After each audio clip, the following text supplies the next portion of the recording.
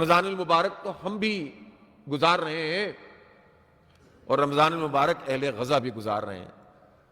اپنے ملبے کے ڈھیر کے درمیان صفائی کر کے ٹیبلیں بچھائی ہوئی ہیں اور جو کھجوریں اور جو چیزیں ان کے پاس دستیاب ہیں ان سے افطار کر رہے ہیں. یہ ہوتا ہے روزہ اور یہ ہوتا ہے رمضان. سب کچھ اپنا نچھاور کر دیا ہے. رمضان آیا ہے تو جھنڈیاں لگا رہے ہیں, خوشیاں منا رہے ہیں, دف بجا رہے ہیں, بچوں کو گیت جو اس حوالے سے سکھائے جاتے ہیں وہ پڑھوا رہے ہیں اور ایک سیلیبریشن کر رہے ہیں کہ رمضان آ گیا ہے, نیکیوں کا موسم بہار آ گیا ہے. اور ہے کیا حالت ان کی؟